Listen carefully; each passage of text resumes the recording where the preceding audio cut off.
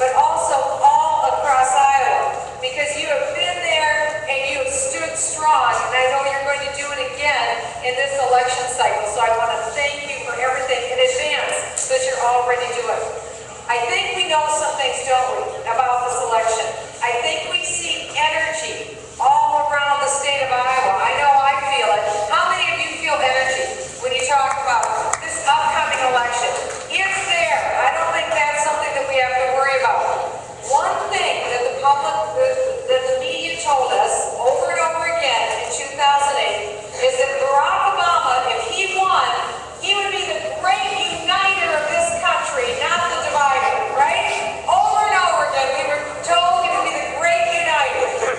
Well, I just want to say, I agree with them. I think Barack Obama has united Republicans and independents and apolitical people more than any other human being could have possibly done in the last century.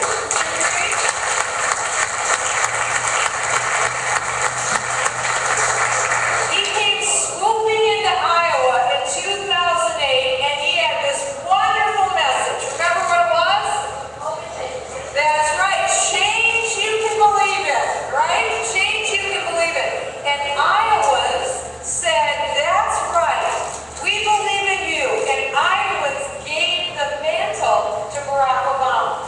And now Iowans have the chance to take that mantle away from Barack Obama and be the very first voice that sends a message to him that he will be that one-term president. And I think that that cake is already baked. I think it's done. I have very good news to share.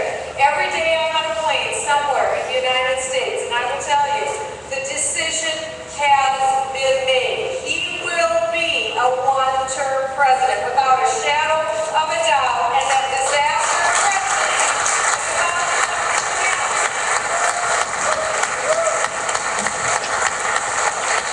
We're not arrogant about it. We're not taking it for granted. We will have to raise enormous sums of money. And though the president loves to remind us through his surrogates that he'll be raising $1 billion, I'm just here to tell you, he'll have to raise $12 billion because he's lost credibility and the president is not believable anymore, is he? He is not believable because the message that he has sent is not one that anyone believes anymore. Take, for example, when it came to Obamacare, he told us we were all going to save $2,500 per household on our health insurance premiums. Okay, who here saved $2,500 this year? What? What? You got it wrong. No, that's exactly right, because the average across the country is that health insurance premiums increased 9.6%. That is just the down payment because Obamacare hasn't even come into play. It is so bad, and it gives such a degree of dictatorial power to the president that earlier this summer, the president of the United States, again in a dictatorial manner, just made an announcement.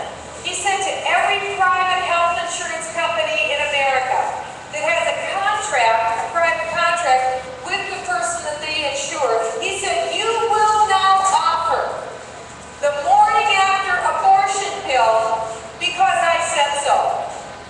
And so every private health insurance company had to offer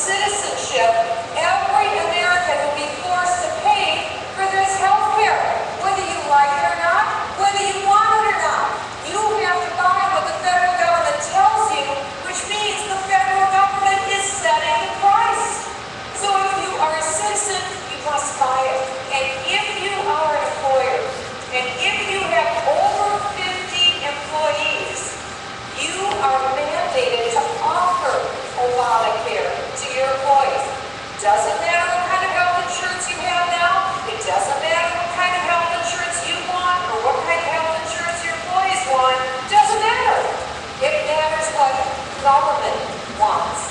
And so from here on out, the federal government will dictate and decide what is in that health insurance plan and what isn't.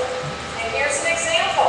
We already know that all of the healthcare decisions will be made by political appointees to this board called IPAL.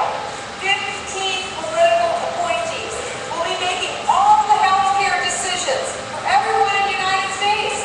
I can't imagine 15 people making the healthcare decisions for Dallas County. Can you?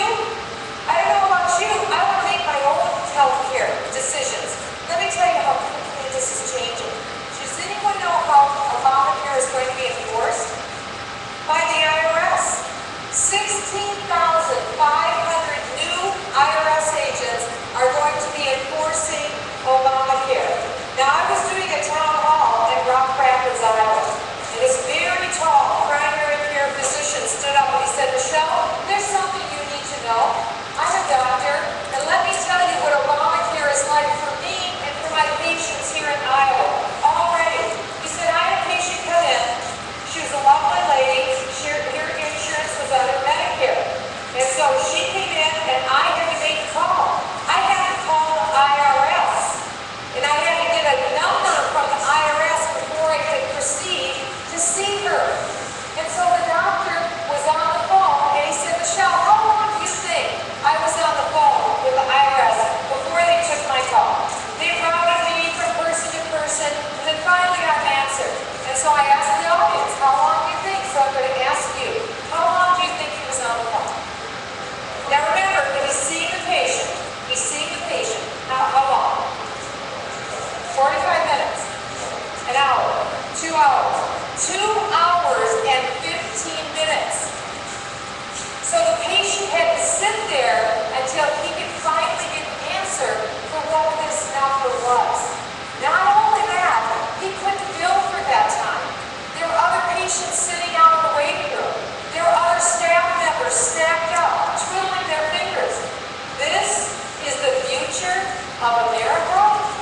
That's just one issue. Just one.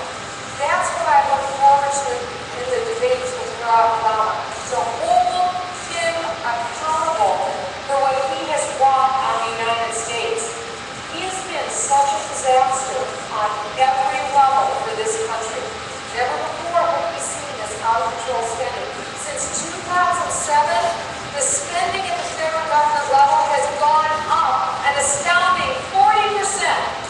You had mentioned, I believe, that we are now borrowing 43 cents of every dollar we spend. Never before in the history of the country have we done that.